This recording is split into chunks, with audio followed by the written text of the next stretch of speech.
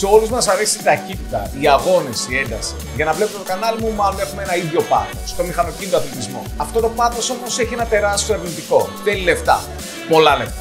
Είναι ένα ακριβό άθλημα και δυστυχώς δεν είναι προσβάσιμο για όλους. Αλλά και έξω υπάρχει κάτι διαφορετικό. Κάτι που μπορεί να μας κάνει να νιώσουμε οδηγοί αγώνων χωρίς να χρειάζεται να βάλουμε το χέρι βαθιά στη τσέπη. Και αυτό είναι το Saudi World Series. Καλησπέρα, GP89 εδώ. Σήμερα λοιπόν θα μιλήσουμε για το Saudi World Series. Ας το πάρουμε όμως λίγο από την αρχή. Το πρωτάθλημα αυτό είναι μια ιδέα της Saudi Kart. Η Saudi είναι μια εταιρεία κολοσσών στον χώρο του karting. Είναι το νούμερο 1 στα ενοικιαζόμενα kart και επίσης έχει πολύ δυνατά αγωνιστικά kart που συχνά πρωταγωνιστούν σε παγκόσμια πρωταθλήματα. Η Saudi λοιπόν είχε την εξής ιδέα: να κάνει ένα arrive and drive πρωτάθλημα. Η φιλοσοφία είναι ότι ο οδηγός δεν χρειάζεται το δικό του kart, ούτε καν να έχει δικό του εξοπλισμό μερικές φορές. Δεν χρειάζονται ομάδες, δεν χρειάζονται μηχανικοί, απλά δηλώνεις συμμετοχή και πηγαίνεις και τρέχεις.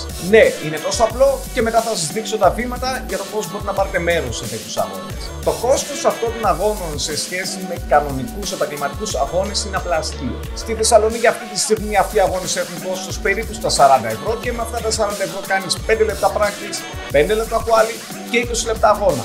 Αν μιλήσουμε για επίσημο αγώνα με δίχρονα αγωνιστικά, 40 ευρώ δεν φτάνουν ούτε για ζύτο. Αν υπολογίσουμε κόστος συμμετοχής, λάστιχα, βενζίν, σέρβις, ζημιές και άλλα πολλά, το κόστος γίνεται τετραψήφιο πολύ εύκολα. Χωρίς καν να υπολογίζουμε την αγορά του kart.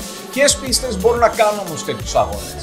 Κάθε πίστα που διαθέτει Saudi Kart μπορεί να μπει στο δίκτυο με τις official πίστες που μπορούν να διοργανώσουν τέτοιους αγώνες. Αυτή τη στιγμή σε όλο τον κόσμο υπάρχουν περίπου 600 πίστες. Η αλήθεια είναι πως δεν κάνουν όλες αυτές οι πίστες αγώνες, αλλά πάρα πολλές είναι ενεργές και ειδικά στην κεντρική Ευρώπη γίνεται πάρα πολλοί αγώνες. Και από πίστες άλλο τίποτα. Θα βρείτε από μικρές πίστες μέχρι και μεγάλες φοβερές πίστες όπως η South Garda στην Ιταλία, το Campillo στην Ισπανία, το Dubai Autodrome, το Backmoor Park στην Αγγλία και πολλές ακόμη πίστες. Στην Ελλάδα αυτή τη στιγμή οι αγώνες για το SWS γίνεται μόνο στη Θεσσαλονίκη, στο Go Kart Center. Γίνεται sprint και endurance αγώνες, αλλά γίνεται και αγώνες σε κοντινές χώρες όπως η Ιταλία ή η Βουλγαρία. Όσοι έχετε δει πιο παλιά μου βίντεο, σίγουρα έχετε δει αγώνες που έχουμε κάνει στη Βουλγαρία ή στη Σλοβακία. Οι κατηγορίες τώρα. Το πρωτάθλημα του SWS χωρίζεται σε 4 κατηγορίες. Έχουμε το Sprint Cup, το Endurance Cup, το Junior Cup και ένα καινούριο φέτος το e-Sprint Cup. Πάμε να δούμε όμως λίγο τις κατηγορίες. Ξεκινάμε με το Sprint Cup. Για να πάρεις μέρος στο Sprint Cup πρέπει να είσαι πάνω από 15 χρονών. Και για να μετρήσει ως έγκυρος ένας αγώνας πρέπει να έχει τουλάχιστον 6 συμμετοχές. Κάθε οδηγός μπορεί να τρέξει όσους αγώνες θέλει μέσα στη χρονιά, αλλά μόνο οι 10 καλύτεροι του θα μετρήσουν στην τελική βαθμολογία. Δηλαδή, έστω ότι τρέξεις 15 αγώνες και έχεις κερδίσει τους 8 και έχεις 7 δεύτερες θέσεις, στην τελική βαθμολογία θα μετρήσουν οι 8 νίκες σου και οι 2 δεύτερες θέσεις. Στη συνέχεια έχουμε το Endurance Cup. Εδώ μπορείς να πάρεις μέρος μόνο ως ομάδα. Κάθε ομάδα μπορεί να έχει από 2 έως και 8 οδηγούς. Και για να θεωρηθεί Endurance ένας αγώνας πρέπει να έχει τουλάχιστον 6 ομάδες να συμμετέχουν στον αγώνα και ο αγώνας πρέπει να έχει διάρκεια τουλάχιστον 1 ώρα. Υπάρχουν τρομερά events έξω με αγώνες που διαρκούν 12 και 24 ώρες. Και μιλάμε για διοργανώσεις παγκοσμίου επίπεδου. Μπορείτε να δείτε και ένα πιο παλιό βίντεο μου από τον 24ωρο αγώνα που τρέξαμε στη Σλοβακία φέτος. Ο μεγαλύτερος αγώνας που γίνεται κάθε χρόνο είναι στο Campillo στην Ισπανία και έχει διάρκεια 30 ώρες. 30.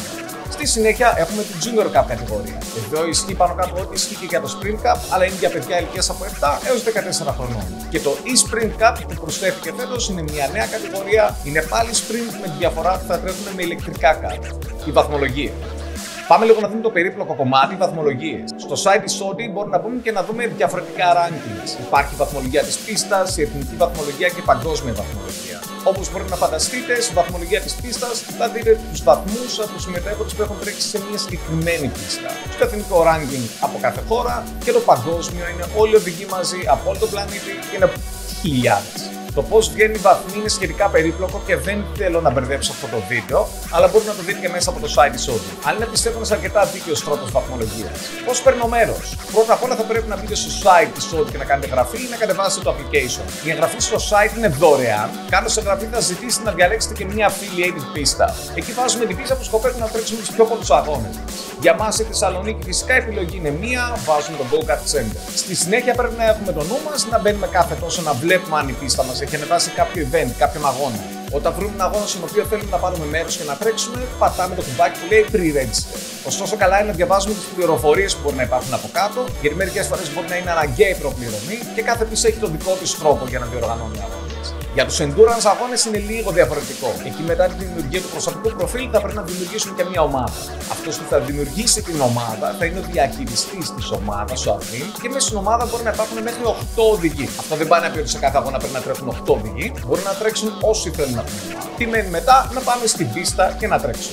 Τις περισσότερες φορές, ειδικά σε sprint αγώνες, μπορεί να μην χρειάζεται να έχεις και τίποτα μαζί σου. Ούτε καν κράνος. Μπορεί να τα δίνουν εκεί πέρα. Σε endurance αγώνες, μερικές φορές μπορεί να είναι αναγκαία ως και η στολή. Φυσικά, αν έχετε το σκοπό να τρέξετε μόνο 2-3 αγώνες, πιστεύω δεν αξίζει να αγοράσετε ούτε στολή ούτε κράνος. Αν και κράνος πιστεύω είναι μια καλή επένδυση. Είναι άλλο να έχεις το δικό σου κράνος, το οποίο εφαρμόζει καλά στο κεφάλι σου και να μην έχεις να σκέφτεσαι ποιος είχε αυτό το κράνος πριν, ίδρωσε εδώ μέσα, φτερνιζόταν και πάει λέγοντα. Τι θα γίνει άμα κερδίσω το πρωτάθλημα? Άμα κερδίσω το πρωτάθλημα, guess what? Είσαι πρωταθλητής. Και τι κερδίζεις? Την είσοδό σου στον τελικό του SWS. Αυτός ο τελικός γίνεται μία φορά το χρόνο σε πίστα παγκοσμίου επίπεδου. Τελικοί έχουν γίνει σε διάφορες ωραίες πίστες. Στο Λινάνο και στη South Garra της Ιταλίας, φέτος έγινε στη Γαλλία, στο RKC, μια ακόμη φοβερή πίστα, και του χρόνου, το 2023, η τελική θα γίνει στη Σλοβακία. Εκεί πέρα όλοι τρέχουν με ολοκαίνουργια κάρτη Sony κατευθείαν από το εργοστάσιο. Οι νικητές της πριν κατηγορίας τρέχουν εκεί πέρα με δύχρονα αγωνιστικά κάρτα. Εκεί μιλάμε για ένα κανονικό αγώνα, το επίπεδο του είναι τρομερά υψηλό και θέλει πολλές γνώσεις και μπάλες. Στην endurance κατηγορία θα γίνει ένας 12ωρος αγώνας, όπου όλοι θα τρέχουν ολοκαίνουργια κάρτη Sony με 390 κυβικά μοτέρ.